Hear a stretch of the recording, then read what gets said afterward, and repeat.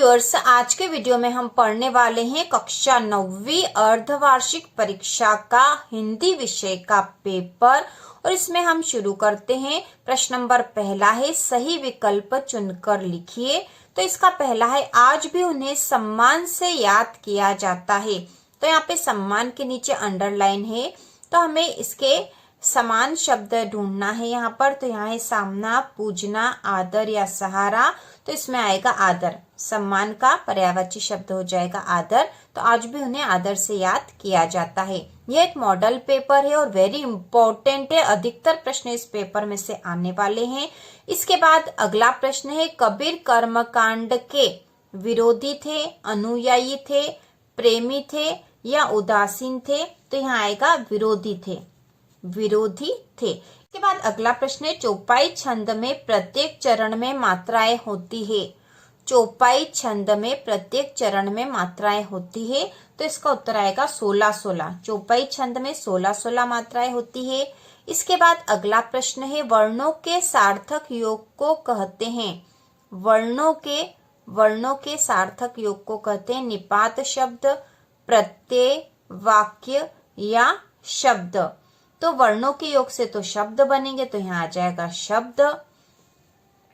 इसके बाद है अगला प्रश्न, ऋषि मुनियों के गुण पहुंच गए हैं। ऋषि मुनियों के गुण पहुंच गए, तो किसमें पहुंच गए हैं? गधे में, बैल में, घोड़े में या बंदर में। तो इसका उत्तर आएगा गधे में। ऋषि मुनियों के गुण पहुंच गए हैं गधे में।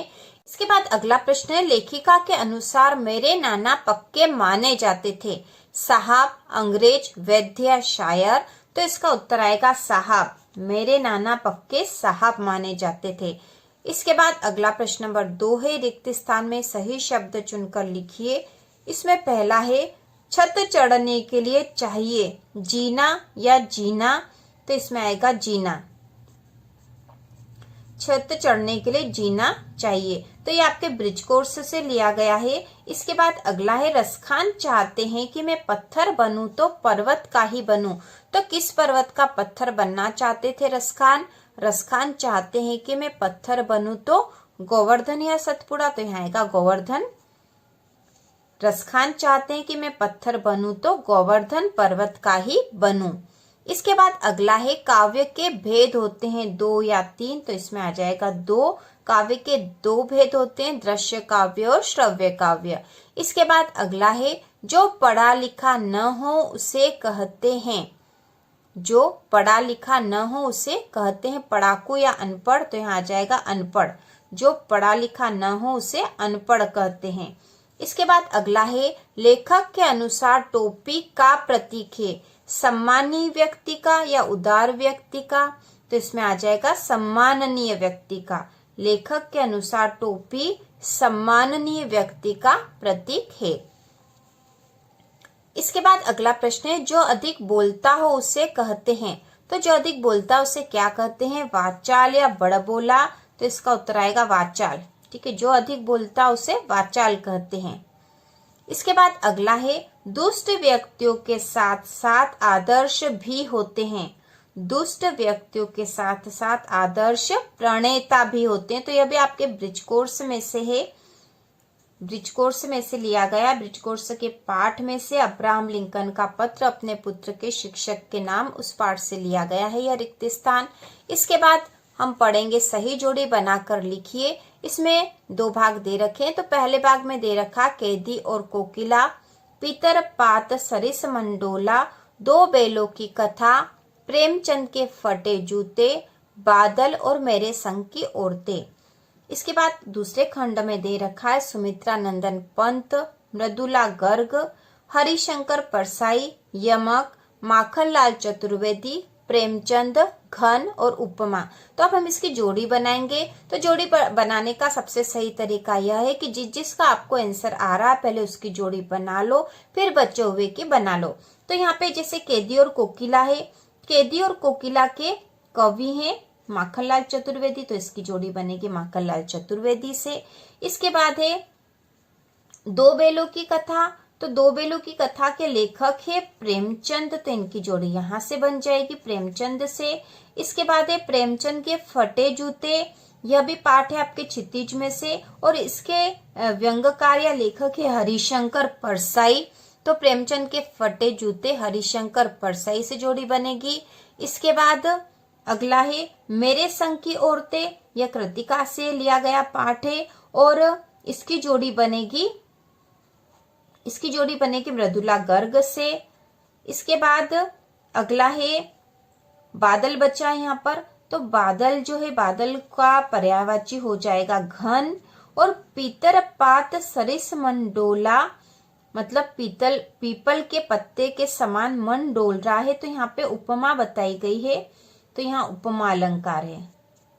ठीक है, उपमा अलंकार है यहाँ पर। इस प्रकार ये जोड़ी बनेगी। इसके बाद अगला प्रश्न नंबर 4 है सत्य असत्य लिखिए। इसमें पहला रसखान गोकुल में जन्म लेना चाहते थे, तो यह कथन सत्य है। ठीक है, यहाँ हम लिखेंगे सत्य है।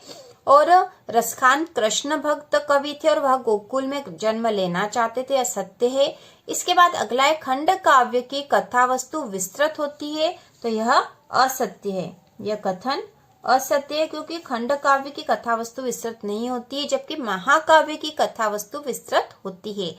इसके बाद अगला है प्रेमचंद के जूते फटे थे, तो यह कथन सत्य है। हरिशंकर परसाई के द्वारा लिखा हुआ है यह प्रेमचंद के फटे जूते, और उसमें से यह वाक्य लिया गया और यह सत्य है। इसके बाद अगला है मोटाई शब्द में ई प्रत्यय जुड़ा है, तो यहाँ पे असत्य होगा, असत्य है। इसके बाद लोकोक्ति का अर्थ है लोक में प्रचलित उक्ति, यह कथन सत्य है। इसके बाद अगला है नानी के मन में स्वयं की आजादी के प्रति जुनून था, तो यह कथन असत्य है। उनके मन में देश की आजादी के प्रति जुनून था, यह होना चाहिए था। इसके बाद अगला है प्रश्न नंबर 5 है एक वाक्य में उत्तर लिखिए। यहाँ पे एक वाक्य में हमें उत्तर लिखना है। तो यहाँ पहला प्रश्न है कैदियों के हाथों में क्या होता था।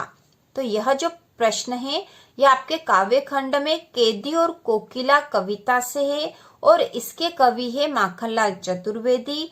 तो कैदियों के हाथों में क्या होता था, तो इसका उत्तर आएगा हथकड़ी। हथकड़ी, कैदियों के हाथों में क्या होती थी, हथकड़ी। इसके बाद अगला है वर्णों की बार बार आवृत्ति होने पर कौन सा अलंकार होता है। तो वर्णों की जब आवृत्ति होती है तो वहां होता है अनुप्रास अलंकार। तो यहाँ हम लिख देंगे अनुप्रास अलंकार। वर्णों की यदि बार बार आवृत्ति होगी तो वहां होगा अनुप्रास अलंकार। इसके बाद अगला है लेखक के अनुसार प्रेमचंद किसके साथ फोटो खिंचवा रहे थे। लेखक के अनुसार प्रेमचंद किसके साथ फोटो खिंचवा रहे थे। तो यह भी जो प्रश्न है प्रेमचंद के फटे जूते से लिया गया है और इसके लेखक है हरिशंकर परसाई। और प्रेमचंद किसके साथ फोटो खिंचवा रहे थे, तो अपनी पत्नी के साथ फोटो खिंचवा रहे थे। इसके बाद अगला है महाकाव्य में कम से कम कितने सर्ग होते हैं। तो महाकाव्य में कम से कम 8 सर्ग होते हैं, 8। अगला प्रश्न है कबीर की प्रमुख रचना कौन सी है। तो कबीर की प्रमुख रचना है बीजक। कबीर की प्रमुख रचना है बीजक। इसके बाद अगला प्रश्न है अन्य भाषाओं के संपर्क के कारण हिंदी में आने वाले शब्द क्या कहलाते हैं। अन्य भाषाओं के संपर्क के कारण हिंदी में आने वाले शब्द क्या कहलाते हैं। तो इसका उत्तर होगा आगत शब्द। आगत शब्द, अन्य भाषाओं के संपर्क के कारण हिंदी में आने वाले शब्द आगत शब्द कहलाते हैं। इसके बाद अगला प्रश्न है लेखिका मृदुला गर्ग ने अपनी नानी को क्यों नहीं देखा था। लेखिका ने अपनी नानी को क्यों नहीं देखा था, तो क्योंकि उनकी जो नानी है उनकी नानी की मृत्यु हो चुकी थी। क्योंकि उनकी नानी की मृत्यु हो चुकी थी इसलिए उन्होंने अपनी नानी को नहीं देखा था। इसके बाद अगला प्रश्न नंबर 6 है कवि रसखान पशु पक्षी और पहाड़ के रूप में श्री कृष्ण का सानिध्य क्यों प्राप्त करना चाहते। तो इसका उत्तर होगा कि वे श्री कृष्ण के परम भक्त हैं और वह किसी भी रूप में जन्म लेने पर श्री कृष्ण के ही सानिध्य प्राप्त करना चाहते हैं। तो यह इसका उत्तर होगा। और इसके अथवा में है कवि को कोयल से ईर्ष्या क्यों हो रही है। तो इन प्रश्नों के उत्तर का वीडियो अलग से आएगा, चैनल पर उपलब्ध भी है महत्वपूर्ण प्रश्नों के वीडियो, उसमें से आप देख लीजिए और नीचे लिंक दे रखी है, उससे भी आपको पता चल जाएगा। इसके बाद है पद्य साहित्य के इतिहास को कितने काल में विभाजित किया गया है, नाम लिखिए। तो पद्य साहित्य के इतिहास को 4 कालों में बांटा गया है, उनके नाम है आदिकाल, भक्ति काल, रीतिकाल और आधुनिक काल। इसके अथवा में है भक्ति काल के 2 कवियों और उनकी रचनाओं के नाम लिखिए। तो भक्ति काल के किन्हीं भी 2 कवियों का नाम हम लिख सकते हैं, जैसे तुलसीदास और उनकी रचना है रामचरितमानस, उसी प्रकार कबीरदास, उनकी रचना है बीजक, या फिर सूरदास लिख सकते हैं जिनकी रचना है सूरसागर। इसके अलावा भी आप भक्ति काल के कोई से भी 2 कवि और उनकी रचनाएं लिख सकते हो। इसके बाद प्रश्न नंबर 8वां है रसखान के काव्य की काव्यगत विशेषताएं लिखिए।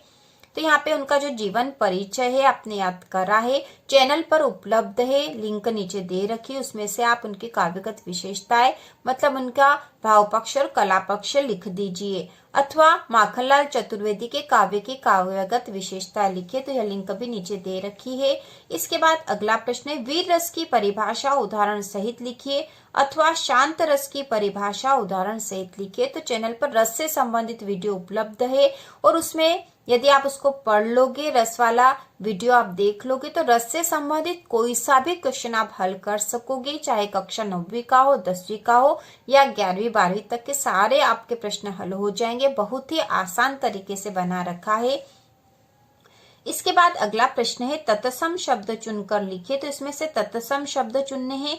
तत्सम शब्द वे शब्द होते हैं जो कि संस्कृत भाषा से सीधे हिंदी में आए हैं।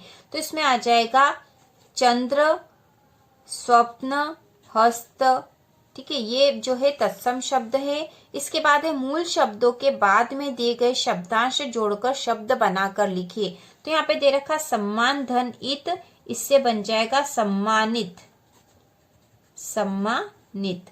गरीब धन ई और इससे हो जाएगा गरीबी बन जाएगा शब्द। इसके बाद है लक्कड़ धन हारा, इससे शब्द बन जाएगा लक्कड़हारा।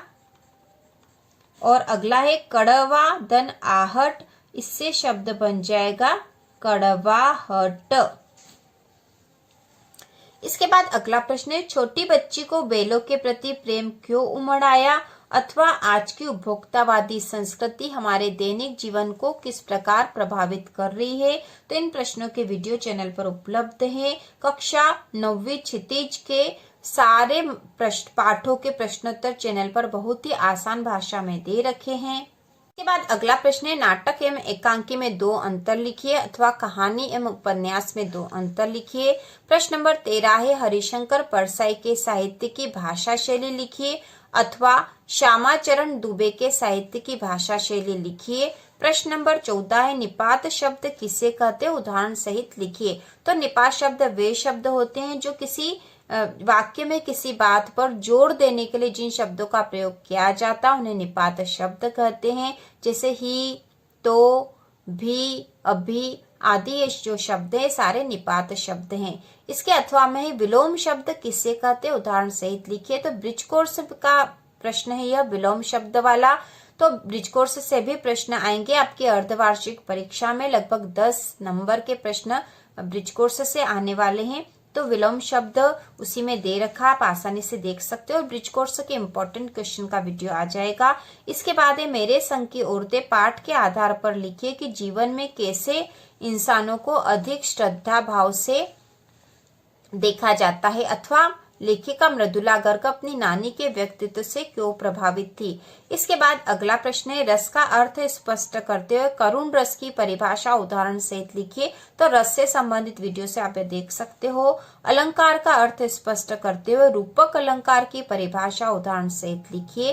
तो अलंकार का भी वीडियो हमने पहले ही बना लिया है। प्रश्न नंबर 17 है दिए गए मुहावरों का अर्थ है वाक्य में प्रयोग कीजिए। गदगद होना, बगले झांकना, ईंट का जवाब पत्थर से देना। और इसके अथवा में दिए गए विराम चिन्हों का प्रयोग कर वाक्य लिखे। तो विराम चिन्ह वाला जो ये प्रश्न है ब्रिज कोर्स का है। इसके बाद अगला प्रश्न नंबर 18 है 2 मित्रों के बीच अर्धवार्षिक परीक्षा की तैयारी पर संवाद लिखिए। तो यहाँ संवाद लिखना है अथवा बस या रेलगाड़ी में से जिसमें आपने यात्रा की हो उस यात्रा पर एक अनुच्छेद अपने शब्दों में लिखिए। इसके बाद अगला प्रश्न है अपठित गद्यांश। तो यह बहुत ही महत्वपूर्ण प्रश्न होता है, अपठित। तो यहाँ अपठित दे रखा है, मैं जिस भारतीय प्रजातंत्र की कल्पना करता हूँ उसका अध्यक्ष कोई किसान ही होगा। गांधी जी को यह अभिलाषा देश रत्न डॉक्टर राजेंद्र प्रसाद के स्वतंत्र भारत के प्रथम राष्ट्रपति होने पर निसंदेह ही फलवती सिद्ध हुई। राजेंद्र प्रसाद जन्मना या कर्मणा किसान तो नहीं थे, पर किसानों के सच्चे प्रतिनिधि अवश्य थे। उनमें गवई गांव के किसान जैसी सादगी, सरलता, निश्चलता और कर्मठता विद्यमान थी। उनमें किसान की तपस्या भी थी और वे स्वभाव और वेशभूषा से ठेठ किसान लगते थे। उन्होंने कभी स्वयं को भारत की ग्रामीण संस्कृति से अलग और विशिष्ट बनाने का प्रयास नहीं किया। अब यहाँ पे ये अपठित दे रखा है, इसको पढ़ना है हमें और नीचे जो प्रश्न दे रखे उसके उत्तर हमें देना है। तो यहाँ प्रश्न दे रखे हैं, स्वतंत्र भारत के प्रथम राष्ट्रपति कौन थे? तो इसका उत्तर आ जाएगा डॉक्टर राजेंद्र प्रसाद। स्वतंत्र भारत के प्रथम राष्ट्रपति थे डॉक्टर राजेंद्र प्रसाद। यहाँ पे लिखा भी है, डॉक्टर राजेंद्र प्रसाद के स्वतंत्र भारत के प्रथम राष्ट्रपति होने पर गांधी जी की जो कल्पना थी वह सिद्ध हो गई थी। तो यहाँ उत्तर आएगा डॉक्टर राजेंद्र प्रसाद पहले का। इसके बाद है निसंदेह शब्द का अर्थ लिखिए। तो निसंदेह का अर्थ क्या होगा? बिना किसी संदेह के। निसंदेह शब्द का अर्थ है बिना किसी संदेह, बिना किसी संदेह के। इसके बाद अगला है विशिष्ट में कौन सा उपसर्ग है? विशिष्ट जो शब्द दे रखा है इसमें उपसर्ग कौन सा है? तो इसमें उपसर्ग है वी। वी उपसर्ग है, वी धन शिष्ट, तो ये विशिष्ट हो गया है। इसके बाद अथवा में दे रखा है अपठित पद्यांश को पढ़कर नीचे लिखे प्रश्नों के उत्तर लिखिए। तो आपको या तो गद्यांश करना था या पद्यांश। इसके बाद है प्रश्न अगला, काव्यांश का संदर्भ प्रसंग सहित भावार्थ लिखिए। तो ये काव्यांश दे रखा है, ऊंचे कुल का जन्मिया जे करनी उच्च न होई, सुबरन कलश सुरा भरा साधु निंदा सोई। ये जो कबीर के पद है उससे लिया गया है। और इसके अथवा में है, क्या गाती हो क्यों रह रह जाती हो, कोकिल बोलो तो क्या लाती हो, संदेशा किसका है, कोकिल बोलो तो यह जो काव्यांश दे रखा है यह केदी और कोकिला पाठ से लिया गया है और इसके कवि है माखनलाल चतुर्वेदी। तो यहाँ पे हम संदर्भ लिखेंगे कि उपयुक्त काव्यांश हमारी पाठ्य पुस्तक क्षितिज के केदी और कोकिला पाठ से लिया गया है और इसके कवि है माखनलाल चतुर्वेदी। तो इस प्रकार से हमें यहाँ लिखना है। इसके बाद गद्यांश भी दे रखा है। इसके बाद अगला प्रश्न है गद्यांश के संदर्भ प्रसंग सहित व्याख्या है। तो इसमें दोनों बैलों का ऐसा अपमान कभी न हुआ था, झूरी ने फूल की छड़ी से भी न छूता था, उसकी टिटकार पर दोनों उड़ने लगते थे, यहाँ मार पड़ी आहत सम्मान की व्यथा तो थी ही, उस पर मिला सूखा भूसा। तो यह जो गद्यांश है यह आपके पाठ्य पुस्तक क्षितिज के पाठ 1 दो बैलों की कथा से लिया गया है और इसके लेखक है प्रेमचंद। इसके बाद यहाँ प्रश्न दे रखे हैं, अपने विद्यालय के प्राचार्य को शाला शुल्क से मुक्ति हेतु आवेदन पत्र लिखिए अथवा वार्षिक परीक्षा की तैयारी का उल्लेख करते हुए पिताजी को पत्र लिखिए। इसके बाद है निबंध और इसमें विषय दे रखे हैं विज्ञान के चमत्कार, जीवन में अनुशासन का महत्व, मेरा प्रिय राष्ट्रीय पर्व, जल ही जीवन है और विद्यालय का वार्षिकोत्सव। तो एक मॉडल पेपर है और आपको इसके अनुसार अपनी तैयारी करनी चाहिए। इस तरह के प्रश्न आपके एग्जाम में आएंगे और इसके साथ ही महत्वपूर्ण प्रश्नों के वीडियो चैनल पर आ रहे हैं, वो भी आप देखें जिससे कि आपकी संपूर्ण तैयारी हो जाएगी। तो इसी प्रकार के और वीडियो देखने के लिए चैनल को सब्सक्राइब कीजिए।